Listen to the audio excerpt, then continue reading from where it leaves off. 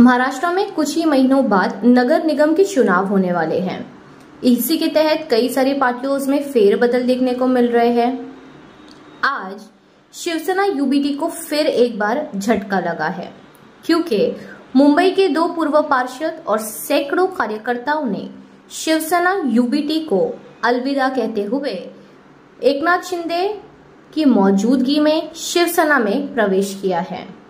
आपको बता दें कि आज थाने के मातोश्री स्वर्गीय गंगूबाई संभाजी शिंदे सभागृह में एक कार्यक्रम रखा गया था और इस पक्ष प्रवेश कार्यक्रम में महाराष्ट्र के उप मुख्यमंत्री एकनाथ शिंदे की मौजूदगी में 2 मुंबई के पूर्व पार्षद और सैकड़ों कार्यकर्ताओं ने शिवसेना में प्रवेश लिया। कार्यकर्ताओं ने बताया कि महाराष्ट्र का विकास और महाराष्ट्र के उप मुख्यमंत्री एकनाथ शिंदे के काम और कार्य को देखते हुए वो प्रभावित हुए हैं और उन्होंने फैसला लिया है कि वो एकनाथ शिंदे का दामन पकड़ते हुए शिवसेना के लिए आगे से काम करेंगे। इस पूरे कार्यक्रम में सैकड़ों की तादाद में कार्यकर्ता शामिल थे। इस कार्यक्रम में क्या कुछ कहा है महाराष्ट्र के उप मुख्यमंत्री एकनाथ शिंदे, पूर्व पार्षद जिन्होंने शिवसेना में प्रवेश किया है और कार्यकर्ताओं ने क्या कुछ कहा है, आइए सुनते हैं। आणि त्यांना शुभेच्छा देतो वर्धापन दिनाच्या। आता संध्याकाळी तर तुम्ही सगळे वर्धापन दिनाला या। संपूर्ण महाराष्ट्रातून शिवसैनिक पदाधिकारी आजच्या वर्धापन दिनाला येतात आणि याच दिवशी तुम्ही प्रवेश केला त्याबद्दल मी तुमच्या मनापासून पुन्हा एकदा सगळ्यांचे स्वागत करतो। आणि जे काय तुम्ही विश्वास दाखवलाय, तुमचं काय वैयक्तिक काम नाही, त्या भागाचा विकास करायचा। विजेंद्र यांनी सांगितलं की तिथं आपण किती नंबरला ती गाडी लावायचं काम चालू केलं, तर त्या ठिकाणी जे टेकडी जी आहे त्या टेकड्यांना आपण दिलीप मामाच्या इकडं मतदारसंघामध्ये कुठल्याही परिस्थितीमध्ये दरड कोसळून अपघात होऊ नये यासाठी पूर्णपणे सेफ्टी नेटचं जाळं आपण त्या ठिकाणी बसवतो। आणि एवढ्यावरच नाही तर मुंबईच्या सगळ्या ज्या काही अशा दरड प्रवण क्षेत्रामध्ये टेकड्यांवर घर आहे त्यांच्यासाठी एक वेगळी पॉलिसी आपण पुनर्वसनाची करतो, कायमस्वरूपी त्यांचं पुनर्वसन। आणि बाकी मोहसिन आणि आपले भंडारी यांनी देखील त्यांच्या वार्डातल्या कामांबद्दल सांगितलंय। खरं म्हणजे आपल्याला माहित आहे 2.5 वर्ष मी मुख्यमंत्री असताना हे महाराष्ट्राने पाहिलंय किती काम विकासाला चालना दिली, लोकाभिमुख कल्याणकारी योजना केल्या।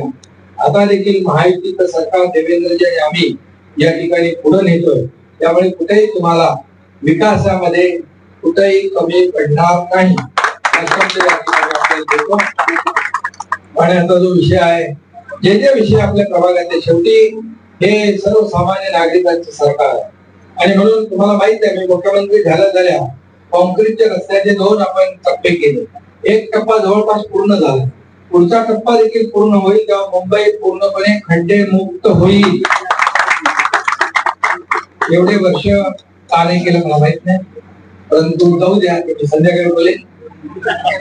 आणि तुम्हाला एवढंच मी सांगतो की तुम्ही आज जो काही विश्वास दाखवलाय, कार्यकर्ते सगळे आले, पदाधिकारी, मी आपल्याला तुम्ही तुमच्या हॉस्पिटलचं उदाहरण सांगितलं असेल किती लोक, मी मुख्यमंत्री सहायता निधीमधून 2.5 वर्षामध्ये 400 कोटी रुपये दिले आणि अगोदरच्या महाविकास आघाडीच्या मुख्यमंत्र्यांनी 2.5 कोटी दिले।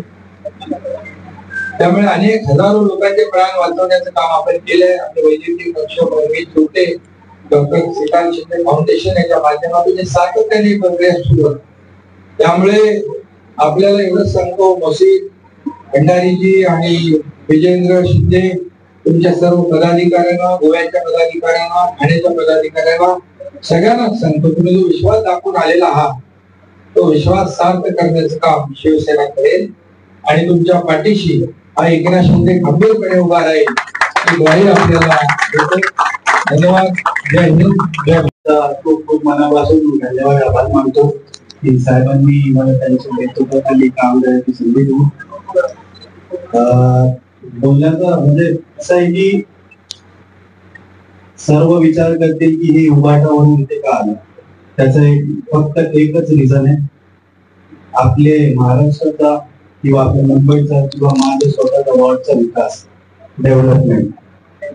एवढ्या वर्ष साहेब जेव्हा मुख्यमंत्री झाले, त्याच्यानंतर आता साहेब डेप्युटी सीएम आहे, साहेबांचं जे काम आजपर्यंत आम्ही बघितलं, म्हणजे साहेबांनी जे कामे केले डेव्हलपमेंटसाठी, ते बघून मलाही याचा विश्वास वाटतं की इथे 4 वर्ष झाले आमच्या इथे काही कामच नाही झालं. काम नाही झालं. जेव्हा साहेबांना कळलं की असं काय चालू येते, तर साहेबांनी स्वतःहून मला शब्द दिला की आपण सगळे कामे, तुमचे जे जे काम आहे वॉर्डचा किंवा आपल्या लोकांचं काम आहे, आपल्या समाजाचं, साहेबांनी तेव्हा हे नाही बघितलं की कुठल्या समाजाचं आहे, कारण साहेबांनी जात पात न बघता साहेबांनी मला स्वतः समोर बसवला आणि विश्वास दिला, शब्द दिला की तुला जिथे जिथे माझी गरज वाटेल, माझ्या खात्याची गरज वाटेल, मी आणि पूर्ण शिवसेना ताकदीने तुझ्या सोबत उभा असणार. त्यामुळे मला त्या दिवशी मी एक डिसिजन घेतला की जेव्हा एवढा मोठा माणूस, म्हणजे आज साहेबांनी जे करून दाखवलं, मला वाटतं ते कोणी करू शकलं नाही महाराष्ट्रासाठी. त्या दिवशी मी निर्णय घेतला की चला आता डेव्हलपमेंटसाठी, माझ्या स्वतःच्या वॉर्डासाठी, मुंबईसाठी आणि साहेबांसोबत महाराष्ट्रासाठी आपण साहेबांसोबत जाऊया. साहेब तुम्ही मला संधी दिली त्याबद्दल खूप खूप धन्यवाद, आभार. आपला आशीर्वाद असू द्या. जय हिंद, जय महाराष्ट्र. महाराष्ट्राचा आराध्य दैवत शिवप्रभू वंदन करून हिंदू हृदय सम्राट माननीय बाळासाहेब ठाकरे, धर्मवीर आनंद दिघे साहेब यांच्या पवित्र स्मृतीस अभिवादन करून आणि मुख्य नेते शिवसेना व महाराष्ट्र राज्याचे उपमुख्यमंत्री आदरणीय एकनाथजी शिंदे यांचा आशीर्वाद घेऊन आज मी इथे आलेलो आहे. आणि या मला पक्षप्रवेशावेळी सहकार्य व मदत करणारे श्री राम लेपाले साहेब, राहुल शेवाले साहेब, शीतल म्हात्रे साहेब, बंटी पाटील, सिद्धेश आणि कुंडारे साहेब यांचं खरोखरच मी मनापासून आभार मानतो. यांच्यामुळेच माझा पक्षप्रवेश झाला असं मला सांगावंच वाटतं. मी प्रवेश यासाठी केला की मी विभाग भूमिपुत्र आहे, मी कोळी समाजामधनं आहे, मी प्रॉपर ह्याच मुंबईकर आहे. आणि ज्या विभागामध्ये मी नेतृत्व करत होतो, विभाग नंबर 2 मालाड पश्चिम विधानसभा असेल, कांदिवली पूर्व असेल आणि 4 कोक असेल, ह्यामध्ये बराचसा 1 बोटावर 5 बोटावर सांगता न येणारी कामं, भरपूर कामं साहेब आहेत. परंतु मी तिथे राहून एवढी कामं करू शकत नाही, कारण की कुठलाच निधी मला उपलब्ध होत नव्हता साहेब. परंतु तुमची एक दूरदृष्टी आणि याचा अभ्यास मी जसा मला शुद्ध आला तेव्हापासून साहेब मी शिवसेना पक्षामध्येच, मला ते लांडे साहेब, मी जेव्हा नगरसेवक होतो ते मनसेमध्ये होते, मी त्यांना विनंती करायचो की लांडे मामा आमच्या शिवसेनेमध्ये या. तेव्हा ते बोलले मी याव नाही, खूप मागच्या दाखवायचा नाही हे, अशी आमची थोडी मस्करी चालेल. म्हणजे असं एक चांगला एक नेतृत्व असताना आम्ही का त्यांच्याकडे जाऊ नये हा देखील मला प्रश्न पडला. म्हणून माझ्या विभागामध्ये जी समाजाची कामं आहेत, माझ्या समाजाची आहेत, इतर समाजाची आहेत, ती कामं आपल्याकडूनच होतील आम्हाला ठाम विश्वास बसला आहे. म्हणून मी इथे आले, मी कोणावर टीका करण्यासाठी आलो नाही, परंतु मी कामाने माझं कर्तृत्व दाखवणार आहे. आणि साहेब तुम्ही आपल्या या पक्षाची जी जबाबदारी द्याल ती मी पुरी करीन व पक्ष बळकट करण्यासाठी मी आई एकविराचरणी प्रार्थना करीन की आमच्या एकनाथ शिंदे साहेबांना पुन्हा मुख्यमंत्री बनवा आणि जगामध्ये त्यांचा नंबर 1 होऊ द्या, ही सदिच्छा व्यक्त करेन. आणि मी इथेच आम्ही बोलायचं तर भरपूर आहे, पण साहेब आज एक महत्त्वाचा कार्यक्रम आहे, बरेचसे लोक आहेत, म्हणून मी जास्त बोलणार नाही, परंतु संधी जेव्हा भेटेल तेव्हा नक्कीच मी जास्त बोलेन. एवढेच मी बोलतो आणि पुन्हा तुमचे मी आभार मानतो आणि थांबतो. जय हिंद, जय महाराष्ट्र, वंदे मातरम. शिवप्रभूंना वंदन करून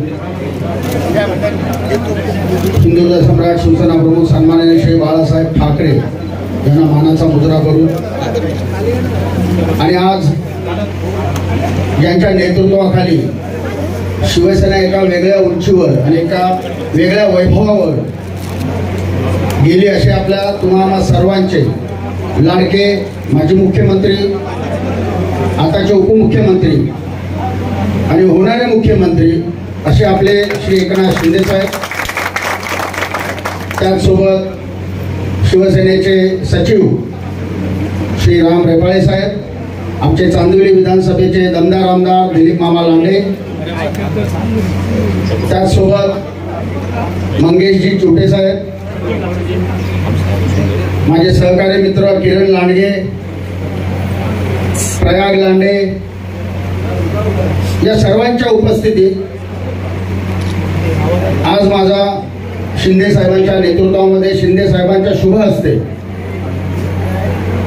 शिवसेना संघटनेमध्ये माझ्यासहित माझ्या सर्व प्रभाग क्रमांक 161 मधील सर्व पदाधिकारी आणि शिवसैनिकांचा महिला आघाडीचा आज जाहीर प्रवेश झाला।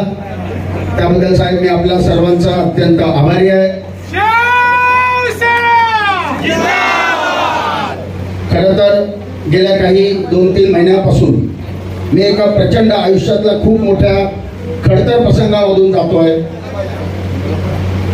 14 दिवसापूर्वी माझ्या मोठ्या भावाचे निधन झाले। जवळपास 3 महिने माझा मोठा भाऊ हॉस्पिटलमध्ये होता। लिव्हर ट्रान्सप्लांट झालं होतं, लहान भावाने लिव्हर दिलं, त्यामुळे माझे दोन्ही भाऊ हॉस्पिटलला ऍडमिट होते। माझी वहिनी पण आजारी पडली होती। अशा कठीण प्रसंगामध्ये माझ्यासाठी मंगेशजी चोटे उभे राहिले। ज्यावेळेस हॉस्पिटलला मला गरज होती, प्रचंड बिल झालं होतं, त्यावेळेस मंगेशजी चोटेंनी माझ्या एक फोन नंतर, साहेब मला मी एक अभिमानाने गोष्ट आज मी सगळ्यांना सांगतो की एक फोन माझा फक्त मंगेशजी चोटेंना गेला, त्याच्यानंतर तब्बल 17 फोन मला फीडबॅकसाठी आणि फॉलोअपसाठी आले।